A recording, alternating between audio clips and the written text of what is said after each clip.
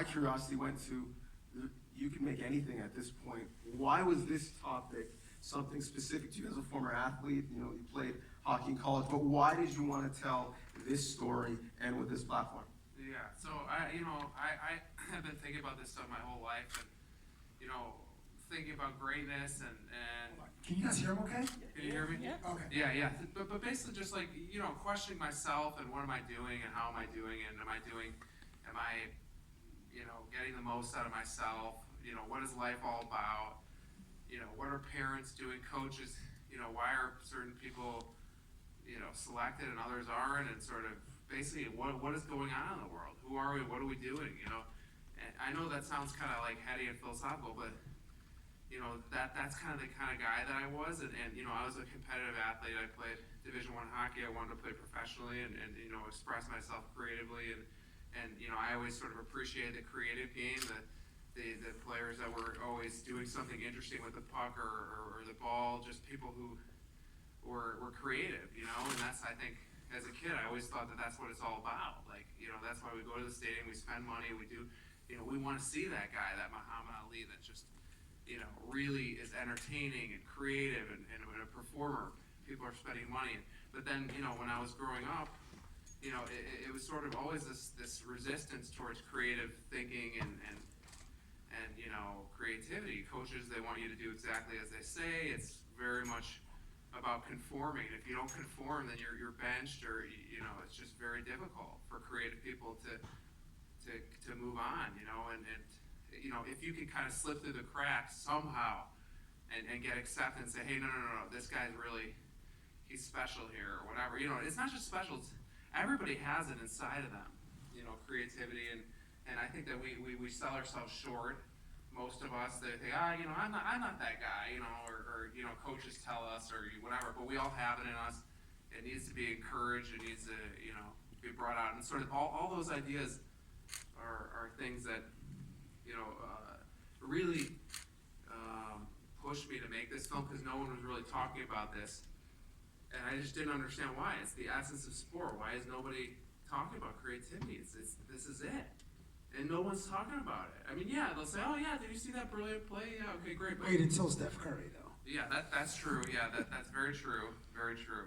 And Sorry, I'm no, sorry. You're right. I mean, in basketball, I think there is sort of a new movement that is coming up now, which is fortunate and great, and guys like Steph Curry, and you see brilliance around. But yeah, you should talk about that. And yeah, why don't you guys? Yeah, but that's sort of why I did it. Yeah. Okay, before DJ or Donovan and I can wax poetically, I just want to shout out Mark Shapiro, the Toronto BlueJays, the president of the club. Round of applause for Shapiro. This juggernaut. Interesting to hear your thoughts on watching, because there's so much analytics at the beginning, and then creativity, and obviously you evaluate players on who they are, but obviously what they can do creatively, and then how they produce, etc. You had the centerpiece of the film are these three icons: WayneGretzky, Pele, and JerryRice. How did you get to spend so much time with them? Because at the beginning of the film, or one part, WayneGretzky's like, I don't even know what I'm doing here. You're just in my house, and here we are with a camera crew. How did you get to them, and then how long was that process in getting those three icons? Yeah.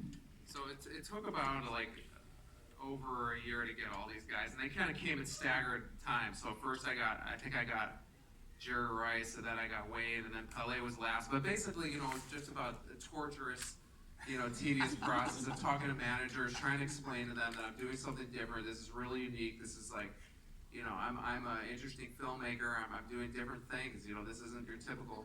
And they didn't understand. These guys, I mean, not that if there are agents in here, that's fine. But they don't have time to really think about this stuff or deeply. Or they say, oh yeah, what did you do? Yeah, this. Anyways, it took a million no's, and but eventually they accepted to do this. But I don't think none of these guys knew what I was doing. They didn't. Even when I started interviewing, I don't know how the message didn't get through. I think their manager just said, look,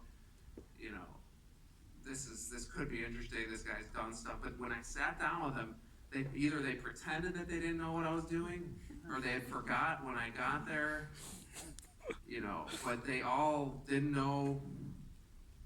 you know, what I was doing, and maybe I didn't even really explain it that well, because it is a hard thing to pitch and explain. I mean, you know, it's one thing to say cheesy that I'm doing a film about greatness. I'm sure they get approached all the time about that stuff, you know, but this is something different, you know. That's how what happened. It's interesting because